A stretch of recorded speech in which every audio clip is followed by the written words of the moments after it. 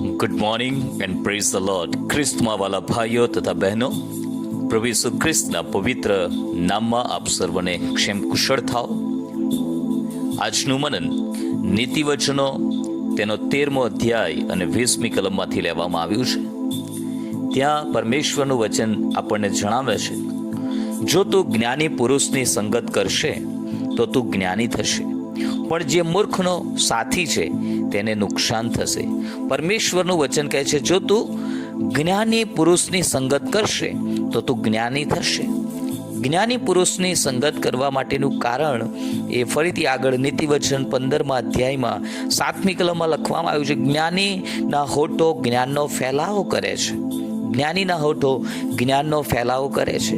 પરમેશ્વરનું વચન આપણને બહુ સ્પષ્ટપણે શિક્ષણ આપે છે કે આપણે કોની સંગત કરવી જોઈએ અને કોની સંગત ના કરવી જોઈએ. આપણે મનુષ્ય છીએ, સામાજિક પ્રાણી છીએ, માટે આપણને એકબીજાની સાથે સંગત કરવી ગમે છે. પણ ઘણી બધી વખત આપણે એ બાબતને ભૂલી જઈએ છીએ કે પરમેશ્વરનું વચન પહેલો કોરિન્થીયોને પત્ર 15મો અધ્યાય અને 33મી કલમમાં આપણને જણાવે છે કે ખોટી સોબત અથવા તો દુષ્ટ માણસની સોબત એ સદાચારણને બગાડે છે. યસ, અને એટલા માટે પરમેશ્વરનું વચન આપણને કહે છે કે આપણે કોની સંગત કરવી જોઈએ અને કોની સંગત ન કરવી જોઈએ તે વિશે બહુ સ્પષ્ટ શિક્ષણ આપવામાં આવ્યું છે. અને આજે પ્રભુનું વચન કહે છે, જો તું જ્ઞાની પુરુષોની સંગત કરશે તો તું જ્ઞાની થશે. આપણે આ જ્ઞાની વ્યક્તિને માટે અને જેની પાસે પરમેશ્વરનું જ્ઞાન છે, જેની પાસે આત્મિક જ્ઞાન છે, જેની પાસે પરમેશ્વરની ઓળખ છે, જેની પાસે પરમેશ્વરની સમજ છે, એવા પુરુષોની, એવા વ્યક્તિઓની, એવી સ્ત્રીઓની સંગત કરવાથી આપણે પોતે પણ આત્મિક બનીએ છીએ, આપણને પણ ઈશ્વરની ઓળખ પ્રાપ્ત થાય છે, આપણે મૂર્ખ રહેતા નથી. પણ આગળ પરમેશ્વરનું વચન કહે છે, જે મૂર્ખનો સાથી છે તેને નુકસાન થશે. યસ, મૂર્ખનો સાથી છે તેને નુકસાન થશે. જો તમે આત્મિક લોકોની સંગત કરશો, પ્રભુના લોકોની સંગત કરશો, જેને ઈશ્વરનું જ્ઞાન જેની પાસે, એવા વ્યક્તિની સંગત કરશો તો તમને જ્ઞાન પ્રાપ્ત થશે. પરંતુ મૂર્ખનો સાથી અને એટલા માટે પરમેશ્વરનું વચન આપણને નીતિવચનો અને 22મો અધ્યાય અને 24મી કલમમાં પણ આપણને ત્યાં જણાવે છે કે આપણે કોની સંગત નહીં કરવાની. 22મો અધ્યાય અને તેની 24મી કલમની અંદર પરમેશ્વરનું વચન કહે છે, ક્રોધી માણસ સાથે મિત્રતા ન કર અને તામસી માણસની સોબત ન કર. જુઓ, ક્રોધી માણસની સાથે મિત્રતા નહીં કરવાની. કેમ કે તામસી માણસની સોબત ન કર, રખે ને તું તેના માર્ગો શીખે અને તારા આત્માને ફાંદામાં લાવી નાખે. યસ, ક્રોધી માણસની સાથે સોબત ન કરવી. જે માણસ ક્રોધ કરવે ઉતાવળો છે એ વ્યક્તિની સોબત કરવાથી તમે પોતે પણ ગમે ત્યારે મુશ્કેલીમાં ફસાઈ શકો છો. એ ક્રોધમાં આવીને ગમે તે વ્યક્તિને મારી દે, ગમે તે કરે, અને એ સમયે જો તમે પણ તેની સાથે છો તો તમે પણ મુશ્કેલીમાં મુકાઈ શકો છો. અને એટલા માટે પરમેશ્વરનું વચન આપણને સ્પષ્ટ કહે છે કે તું ક્રોધી માણસો સાથે મિત્રતા ન કરીશ. અને ત્યાર પછીથી 23મો અધ્યાય અને 20મી કલમ પણ પરમેશ્વરનું વચન કહે છે કે દ્રાક્ષારસ પીનારાઓની તથા માંસના ખાવધરાઓની સોબત ન કર. જુઓ, પરમેશ્વરનું વચન બહુ સ્પષ્ટ છે કે દ્રાક્ષારસ પીનારાઓ એટલે કે આ દ્રાક્ષારસ અહીં જે શબ્દ છે એ દારૂને માટે, વાઇનને માટે વાપરવામાં આવેલો છે. અને માંસના ખાવધરાઓની સોબત ન કર.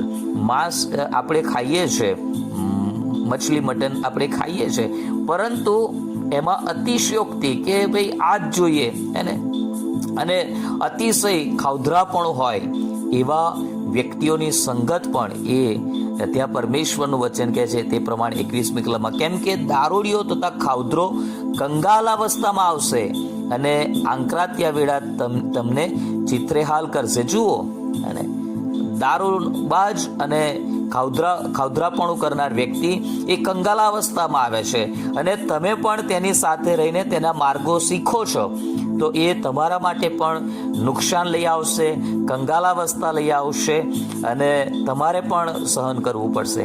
અને એટલા માટે પરમેશ્વરનું વચન કહે છે કે આપણે આ બધા લોકોની સંગત કરવી જોઈએ નહીં. પણ પરમેશ્વરનું વચન આપણને બહુ સ્પષ્ટપણે શિક્ષણ આપે છે. અને ફરી હજુ આ બાબતમાં આગળ વધું તો બીજો કોરિન્થીઓને પત્ર તેનો 6 અધ્યાય અને 14મી કલમમાં, બીજો કોરિન્થીઓને પત્ર તેનો 6 અધ્યાય અને 14મી કલમની અંદર પણ આપણને આખું લિસ્ટ આપવામાં આવ્યું છે કે આપણે કોની સંગત ન કરવી જોઈએ. અવિશ્વાસીઓની સાથે, 6 અધ્યાય 14મી કલમ, અવિશ્વાસીઓની સાથે અઘટિત સંબંધ ન રાખો, કેમ કે ન્યાયપણાને અન્યાયપણાની સાથે સોબત કેમ હોય? અજવાળાને અંધકારની સાથે શી સંગત હોય? ખ્રિસ્તને બલિયાલની સાથે શો મિલાપ હોય? કેમ કે વિશ્વાસીને અવિશ્વાસીની સાથે શો ભાગ હોય? ઈશ્વરના મંદિરને મૂર્તિઓની સાથે શો મેળ હોય? પરમેશ્વરનું વચન બહુ સ્પષ્ટ કહે છે કે આપણે અવિશ્વાસીઓની સાથે અને જે લોકો ખોટા માર્ગોમાં ચાલે છે, અંધકારના માર્ગોમાં ચાલે છે, બલિયાલી લોકો છે, એવા લોકોની સાથે આપણે સંગત કરવાની નથી, મિલાપ કરવાનો નથી. યસ, આપણે તેમને પ્રભુનું નામ જણાવવાનું છે, આપણે તેમને પ્રભુની પાસે લાવવાના છે, પણ એમના જેવા આપણે ના બની જઈએ એ માટે આપણે બહુ ધ્યાન રાખવાનું છે. જેમ પેલી કલમ કરવામાં આવે છે, એમ ઘણા બધા લોકો એવા લોકોની સંગતમાં આવે ને પછીથી એમની સાથે જાણે કલમ થઈ જાય અને પછી એમના સ્વભાવો પણ આપણી અંદર આવવા લાગે, એ ક્રોધ આપણી અંદર આવવા લાગે, એ ખાઉધરાપણું આપણી અંદર આવવા લાગે, એ દારૂનું કુટેવું કે સિગરેટની આદત આપણામાં આવવા લાગે. તો આ બધી જ બાબતો માટે પરમેશ્વરનું વચન કહે છે કે આપણે સાવધાન રહેવાનું છે, આપણે જ્ઞાનીની સંગત કરવાની છે. પરમેશ્વરનું વચન કહે છે જો તું જ્ઞાનીની સંગત કરશે તો તું જ્ઞાની થશે. એવા કોઈ સારા પ્રભુના સેવકની તમે મિત્રતા રાખો, એમની સાથે જઈને સમય વિતાવો, કોઈ આત્મિક વ્યક્તિઓની પાસે જાઓ, તેમની પાસે જઈને બેસો. પરમેશ્વરનું વચન આપણને સ્પષ્ટ કહે છે શરૂઆતની મંડળીના જે લોકો હતા એ લોકો સંગત કરવાનું પડતું નતા મૂકતા, તેઓ નિત્ય, એ લોકો કંટાળ્યા વગર રોજ, આપણે તો ઘણીવાર અઠવાડિયામાં એક વખત આવવાનું હોય ચર્ચમાં કે સંગતમાં, તો પણ લોકોને કંટાળો આવતો હોય છે. પણ શરૂઆતની મંડળીના લોકો તો એવું લખવામાં આવ્યું છે કે તેઓ નિત્ય, અને પ્રેરિતોના કૃત્યો તેના 2 અધ્યાયની અંદર, તેઓ પ્રેરિતોના બોધમાં, સંગતમાં, રોટલી ભાગવામાં તથા પ્રાર્થનામાં દ્રઢતાથી લાગુ રહેતા. અને 46મી કલમ કે જે તેઓ નિત્ય મંદિરમાં એક ચિત્તે હાજર રહેતા તથા ઘેર ઘેર રોટલી ભાગીને ઉમંગથી તથા નિખાલસપણથી ભોજન કરતા હતા. જો ઈશ્વરના બાળકોની એકબીજા સાથેની સંગત, પ્રભુના લોકોની સાથેની સંગત આપણને બહુ જરૂરી છે, કેમ કે તેનાથી આપણને આત્મિક ઉત્તેજન મળે છે, આત્મિક ઉત્તેજન મળે છે. અને એટલા જ માટે હિબ્રુઓનો પત્ર તેનો 10મો અધ્યાય અને 25મી કલમની અંદર પણ આપણને એ જ પ્રમાણે જણાવવામાં આવ્યું છે કે હાલેલુયા. હું તમારા માટે કલમ વાંચીશ, હિબ્રુઓને પત્ર તેનો 10મો અધ્યાય 25મી કલમ. જેમ કેટલાય કરે છે તેમ આપણે એકતા મળવાનું પડતું ન મૂકીએ, સંગતિની વાત છે, પણ આપણે એકબીજાને ઉત્તેજન આપીએ. અને જેમ જેમ તમે દિવસ એટલે પ્રભુ ઈસુના આવવાનો દિવસ પાસે આવતો જુઓ તેમ તેમ વિશેષ પ્રયત્ન કરો. યસ, આત્મિક લોકોની સંગત, તારણ પામેલા લોકોની સંગત, આત્મિક જ્ઞાન પ્રાપ્ત કરેલા લોકોની સંગત એ બહુ જરૂરી છે, બહુ જરૂરી છે. અને એટલા માટે આજે હું એક પ્રશ્ન તમને પૂછવા માંગુ છું કે તમારી સંગત કોની સાથે છે? પ્રભુ ઈસુ ખ્રિસ્તની સાથે છે? પ્રભુ ઈસુ ખ્રિસ્તના લોકોની સાથે છે? તારણ પામેલા લોકોની સાથે તમારી સંગત છે? તમારા બાળકની સાથે તમારી સંગત છે?